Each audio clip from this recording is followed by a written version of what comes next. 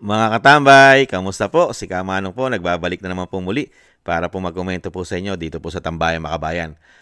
Samahan niyo po inyong lingkod, mga kabayan. Muli po, magandang umaga po muna, tanghali, hapon, gabi. Madaling araw po sa atin lahat. Sana po nasa maayos po tayong kalagayan. Ito po, umpisa na po natin, mga kabayan. Komentuhan po natin. Ito pong hiling sana po hiling ni Senator Marcoleta, mga kabayan, na maging state witness po at ito po hinain po niya o idinulog sa DOJ para po siya sa pagiging witness po at kailangan siyempre po ng proteksyon. Pero ito pong si Senate President Soto ay hinarang po at hindi po niya pinirmahan yung gusto pong request na maging state witness ang mga Diskaya dahil napakarami pong nalalaman ito at siyempre po malalaking politiko po at sangkot po rito ang sinasabing pinasabog ang Saldico at ang speaker at nasama pa po ang kanyang inaanak na asawa po ng isang artista na si Aljo, I think Arjo Atayde, ang kanyang inaanak, mga kabayan. At syempre sangkot din po ang congressman po ng kanyang pamangkin sa Pasig, mga tambay. Bakit po kaya? Kailangan po ba may pagtakpan, Senator Tito Soto? Kaya hindi pwedeng maging state witness ang mga Diskaya?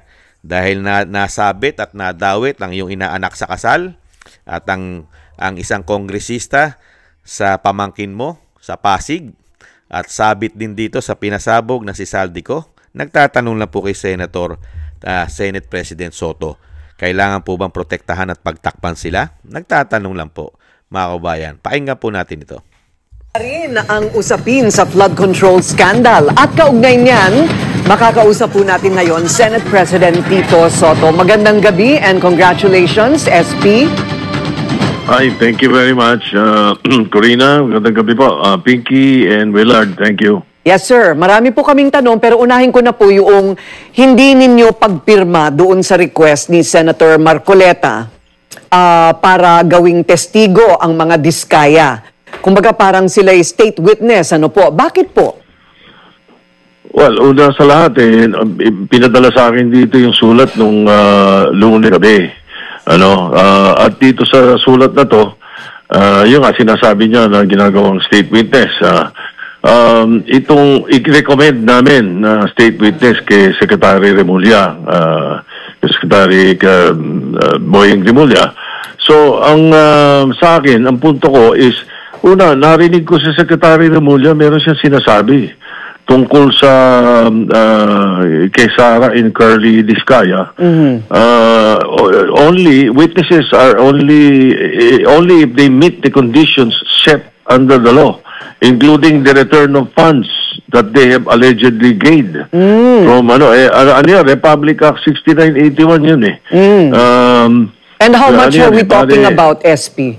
Mga magkano naman yun? Naku, aalamin pa natin yun. Mga bilyon. Oo. Di ba? So, kung mula sabi nila sa Senate, mula 2016 daw sila nagtransaksyon sa gobyerno. Pero lumalabas na doon sa hearing sa House, ang sinabi naman nila, panahon pa raw ni Gloria Macapagal, ay nagtatransaksyon na raw sila. So, computin mo yun. Ilang bilyones yun. No? So, yun yung sinasabi rito na halos malabo yan. So, paano naman ako magre-rekomenda at i-authorize ko yung sulat ni Senator Marcoleta? Ano na yun? Gabi ng September 8, alam ko na kinabukasan magpapalitan ng member ng Blue Ribbon at saka ng chairman ng Blue Ribbon. Nakita niyo po, mga tambay? Nakita po yung dahilan niya, mga tambay? Yun lang po ang dahilan niya. Yung po yung sinasabi po natin, mga tambay dito po sa Senate President. Dahil alam niya rin po na magpapalitan. Ibig sabihin, mababaliwala na po yung hearing na ginawa po ni Senator Marcoleta. Dahil po rito, siyempre sa nalaman din po daw niya umano dito po sa DOJ Secretary. Kaya po, malinaw na po ang katotohanan na hindi po nila talaga pwedeng bigyan ng pagiging state witness o protection. Ito pong ang Diskaya. Dahil unang-una daw pong reason nila, mga kabayan, ay kailangan daw po magsauli ng pera. Siyempre, nahando na po proseso nun di ba? Ang proseso nun, kung gagawin mo na po siyang state witness, sunod-sunod na po yun. Lahat po, pati po na kung ano meron siya, ay makukuha na po ng gobyerno yon. Ang napaka-importante po kasi dyan mga kababayan, yung ibubulgar nito, yung lahat ng sangkot na nakipagtransaksyon sa kanya, dahil nga po napaka-anomalya po, lalo-lalo po itong pagpasok ng Binagoong Pilipinas. Dahil po, ang involvement po rito, mga kababayan, kailangan mong matunton kasi po napakalaki po ng binudget po magmula po nung sila umupo ay nakakahalaga po ng hindi po bababa sa 1.2 trillion pesos flood control pa lamang. Hindi po ba? At napakarami na pong pinaputok na pangalan yan. Bakit hindi siya pwede mag-state witness? Kasi kung kay Senator Marcoleta, dapat siya ay proteksyonan at dapat siya ay isang state witness kasi isa po siyang contractors. Napakarami niya pong alam, lalong-lalo po yung mga politiko na nagbibigay ng proyekto sa kanila. Bakit kaya bigla-bigla nagpangalan na po ito ang mga Diskaya at nabanggit na po ang lahat at kulang pa, hindi pa kompleto yan, marami pa yan. Kasi ang una niyang batch, meron pa susunod na batch yan eh. Kung talagang po proteksyonan mo itong mga Diskaya, marami pa pong mapipiga na mga sangkot dyan. Hindi po ba? Kaya nga lang po nakapagtataka kasi yung mga sangkot na pinangalanan ay malapit po sa kanila. Related po dito sa mga politiko na ito. Lalong-lalo po yata dito sa Senate President. Di po ba? Lalong-lalo po yung politiko nakaalyado po nila umano. Ang mayor ng Pasig, pamangkin niya po. At kaalyado po mismo ng mayor ng Pasig yung pinangalanan po na si Romulo Roman o Roman Romulo na congressman na talagang nangungumisyon ng malaki dito sa mga Diskaya. At alam naman po natin mga tambay, mga kabayan, pagka po naulingan umano si congressman, hindi po pwede na hindi po maulingan si mayor. Di po ba sa mga proyekto? Dahil yan po ang kanilang pinagkakakitaan. Ang mga proyekto, komisyon, matagal na pong panahon yan. Dekadang panahon na po yung komisyon na yan. Kaya nga lang po sumama at talagang grabe po, inabuso po nila ang komisyon dahil po sinobrahan po nila grabe ang komisyon. Kaya po wala na halos natitirang pondo para po sa construction. Hindi po ba? Kaya nga po mahinang klase na at ginawa pa nila karamihang ghost project para mas malaki po ang makuha nila, korupsyon.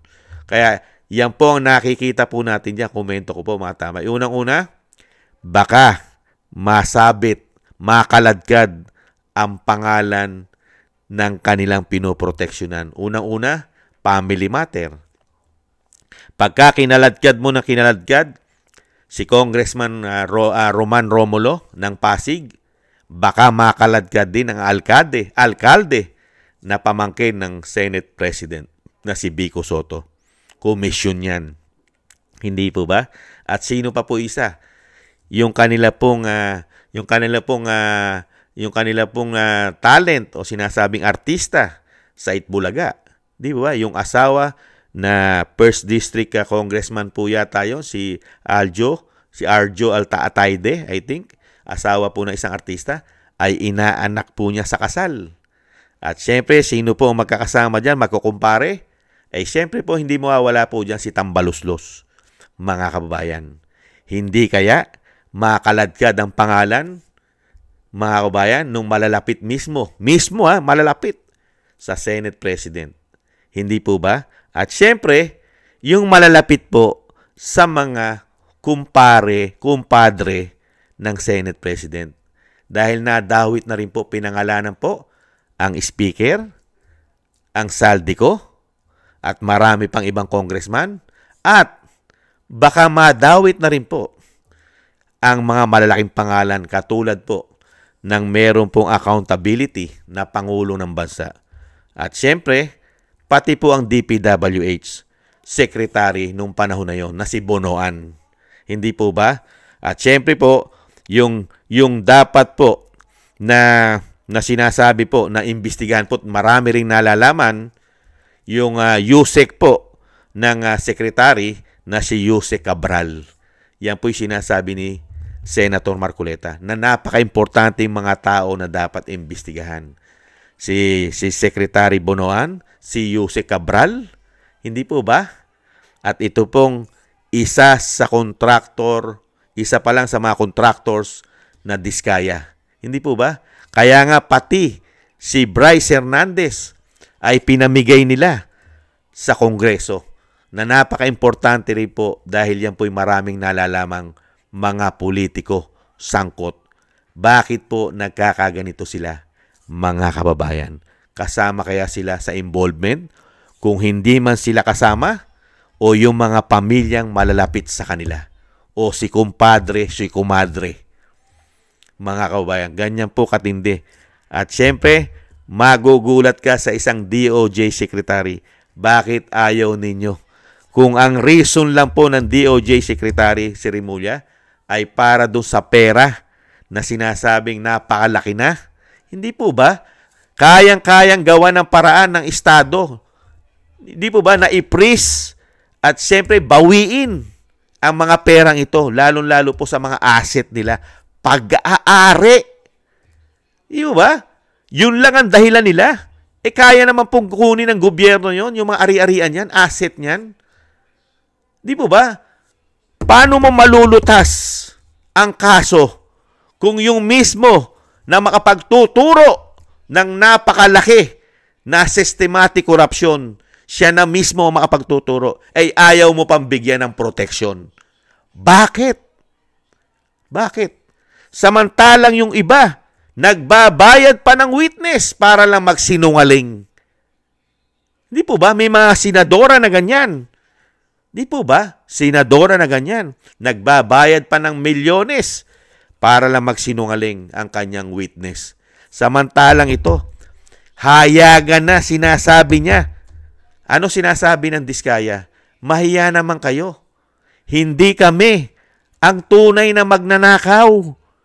Party lang kami. Nangungumisyon lang kami. Yung tunay na magnanakaw, yung mga nakaupo riyan.